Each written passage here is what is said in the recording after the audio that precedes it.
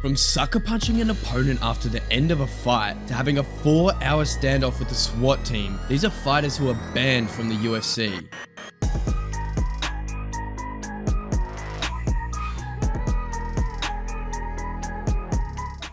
And starting off, this fighter literally told the UFC about an illegal activity he was engaging in and was banned a day later for it. Since joining the UFC back in 2008, Matt Riddle was making a solid name for himself as a fighter before things quickly started to take a turn. Because in 2012, Riddle would face Chris Clements at UFC 149, to which he won by submission. However, Riddle's win was quickly overturned as he tested positive for weed shortly after the fight, which was a prohibited drug at the time. Riddle also earned himself a short ban for the incident before returning to the UFC a few months later and defeating Don McGuire at UFC 154 by unanimous decision. But it was the next thing that Matt Riddle said that would end his UFC career forever. Because less than a year after first testing positive for weed, Matt Riddle was set to fight Che Mills at UFC on Fuel TV 7. Just days before the fight, Riddle appeared on an interview with MMA Fighting where he stated that he had acquired a medical marijuana license which permits him to smoke cannabis without any legal ramifications. So anyway, Riddle ended up winning the fight by split decision. However, because of his recent statements in this interview, he was immediately tested after the fight. And you guessed it, he tested positive for weed once again. And Dana White was not happy about the situation. Matt Riddle did an interview before that fight where he said, "I smoke weed so that I don't beat my children." Then he tests positive for it. He's a moron.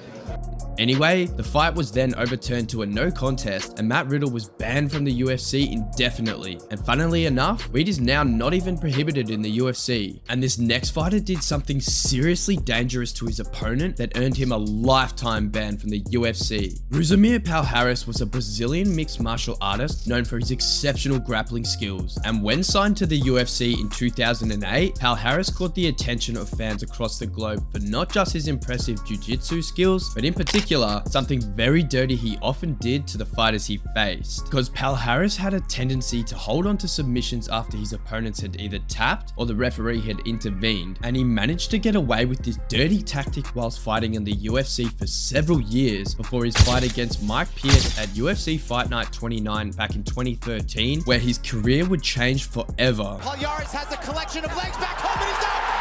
And how about that?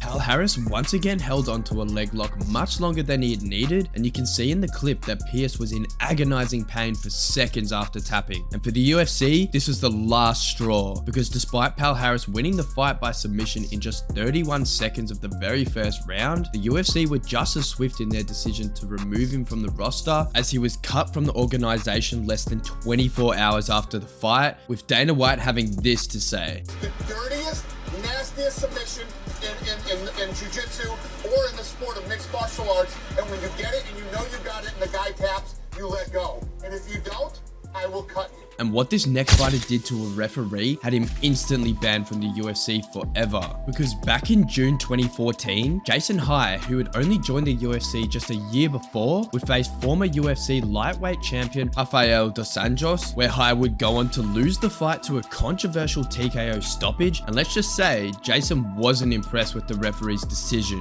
In fact, he was so upset that he instantly ran to push the referee Kevin Mulhall after the fight. The UFC were definitely not impressed and were quick to ban High from the organization for life. But what this next fighter did after their fight was probably the most unsportsmanlike act ever in UFC history. Because back in May 2010, Paul Semtex Daley was set to fight Josh Koscheck at UFC 113, where the winner would be rewarded with a shot at the welterweight title fight. So anyway, Koscheck pretty much destroyed Daley the whole fight and ended up defeating Daley by unanimous decision. But it's what Daley did right as the fight ended that got him instantly banned from the UFC forever.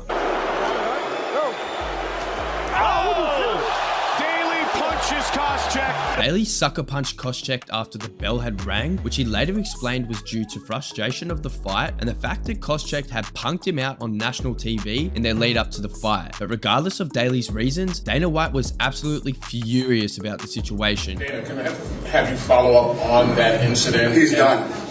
I don't give a shit. He's the best 170 pounder in the world. He'll never come back here again. We're talking Paul Daley. Yeah.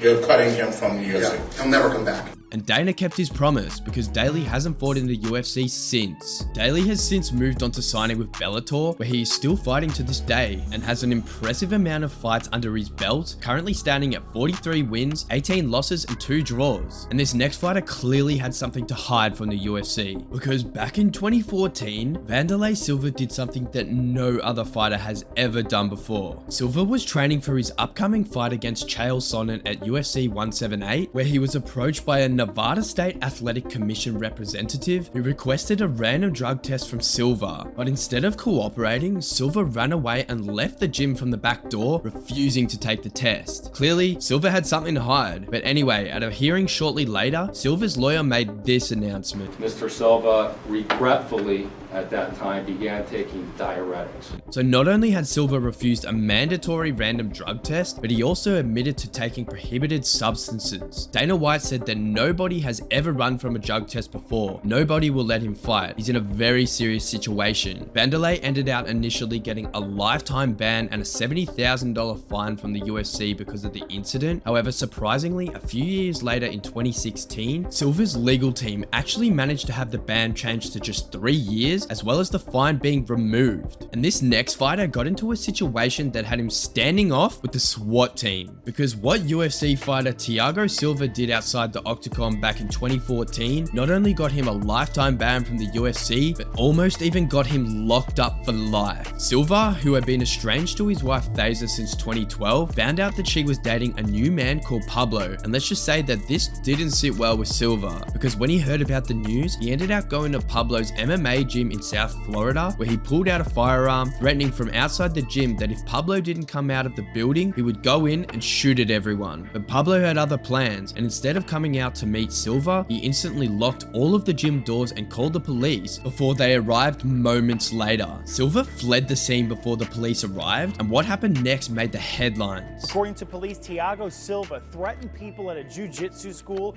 in Oakland Park last night, then barricaded himself inside his home. A SWAT team had to be called in as deputies were trying to get Silva out of his home. No one was hurt.